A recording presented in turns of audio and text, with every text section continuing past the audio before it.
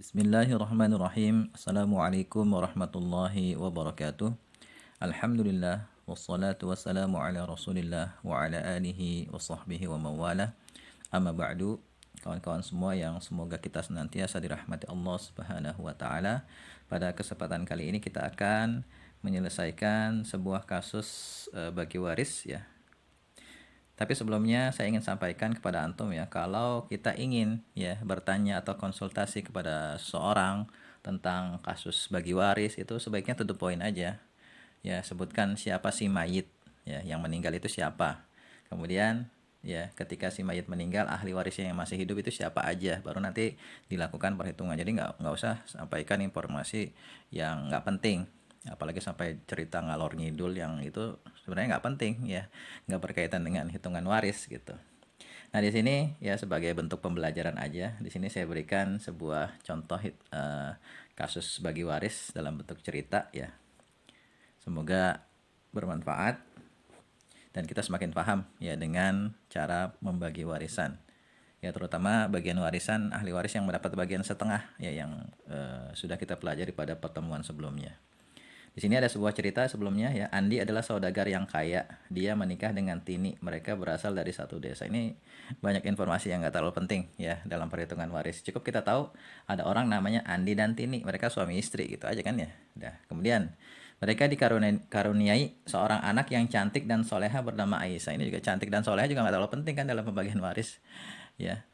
Yang penting dia statusnya apa itu di situ. Di sini berarti kan Aisyah anak perempuan.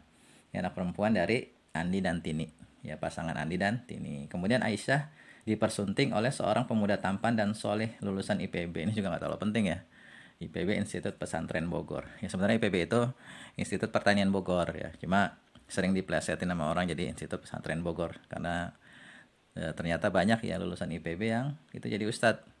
Ada juga yang bilang IPB itu institut fleksibel banget ya, karena lulusan IPB itu ya kerjanya di mana-mana, nggak bahkan banyak yang nggak di bidang pertanian ya, di umum gitu, ada yang jadi wartawan, ada yang jadi penyair dan lain sebagainya ya. Ya, jadi Aisyah dipersunting oleh seorang pemuda tampan dan soleh lulusan IPB ya, Institut Pesantren Bogor, bernama Ahmad. Ya, berarti Ahmad ini suaminya si Aisyah, menantunya Andi dan Tini ya. Kemudian mereka dikaruniai dua orang anak kembar yang lucu dan imut bernama Hamid dan Mahmud. Ya, lucu dan imut ya juga nggak penting ya. Yang penting Hamid dan Mahmud ini anaknya Aisyah dan si Ahmad ya. Berarti dia cucunya Andi dan Tini. Kemudian Tini meninggal lebih dulu ya, sepeninggal Tini Andi jadi sering sakit-sakitan ya, hingga akhirnya dia meninggal dunia.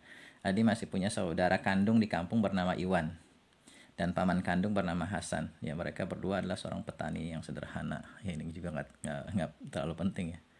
Mau sederhana mau kaya nggak terlalu penting ya dalam perhitungan waris. Kemudian sebelum meninggal, Andi pernah berwasiat agar sepeninggalnya nanti ya 20% uang yang dia miliki itu diberikan kepada cucunya dengan dibagi rata. Ya, cucunya berarti di sini adalah Hamid dan Mahmud. Uang peninggalan Ahmad sebanyak ya 100 juta. Pertanyaannya, berapa bagian waris untuk Tini, Aisyah, Hamid, Mahmud, Iwan, dan Hasan? Ya, kita jawab ya. Tini ya, siapanya? Ya, pertama yang meninggal siapa nih? Yang meninggal kan Andi, ya kan, Andi. Jadi nanti fokusnya ke si Andi ya, rujukannya ke si Andi yang meninggal ini. Berapa bagian warisan untuk Tini? Tini siapanya Andi di sini? Istrinya. Nah, ketika Andi meninggal, Tini masih hidup nggak? Ternyata udah meninggal duluan, berarti dia bukan ahli waris ya, nggak dapat warisan. Karena syarat menjadi ahli waris adalah masih hidup ya ketika mewaris wafat. Jadi Tini ya karena meninggal lebih dulu maka tidak dapat warisan ya. Kemudian Aisyah, Aisyah siapanya si Andi? Aisyah adalah anak perempuannya ya, anak perempuannya. Anak perempuan satu-satunya ya. Nah, karena satu orang maka Aisyah mendapatkan bagian setengah. Ya.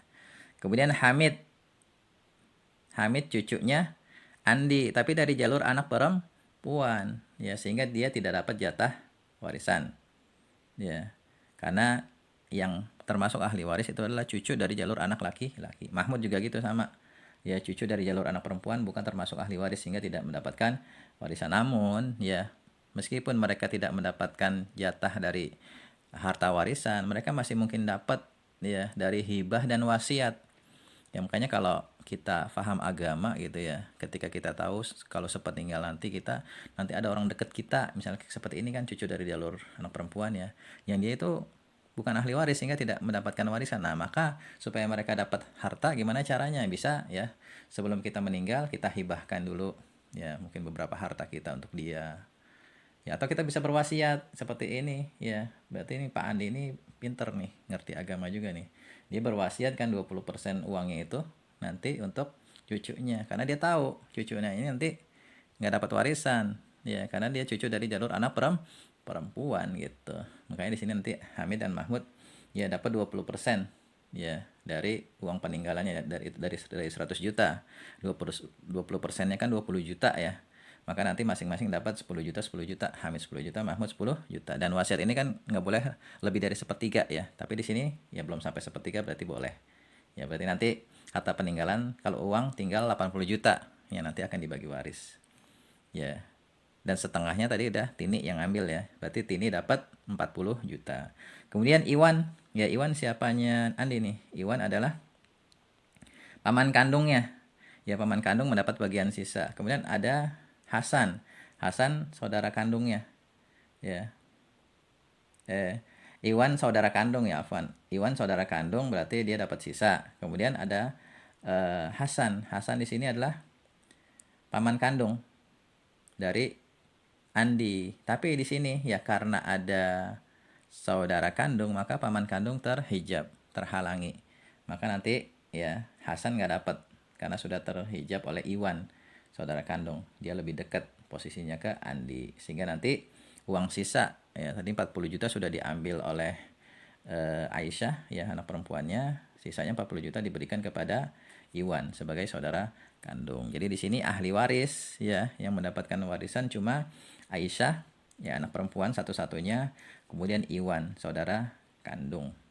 Ya, yang lainnya nggak dapat warisan. Tini sudah meninggal duluan, berarti nggak dapat. Hamid Mahmud, ya cucu dari jalur perempuan, tidak dapat dari warisan. Cuman di sini karena ada wasiat, dia dapat dari wasiat. Dan Hasan nggak dapat.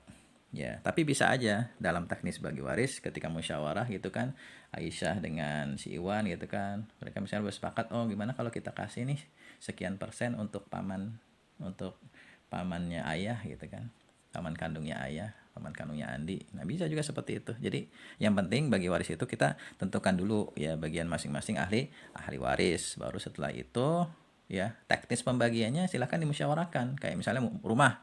Ya nanti kan berarti masing-masing sudah punya pegang saham tuh. Misalnya di sini kan si Aisyah setengah, kemudian Iwan dapat jatah setengah, ya udah berarti punya bagian setengah di situ. Yang penting udah tahu nih hartanya untuk rumah masing-masing punya setengah.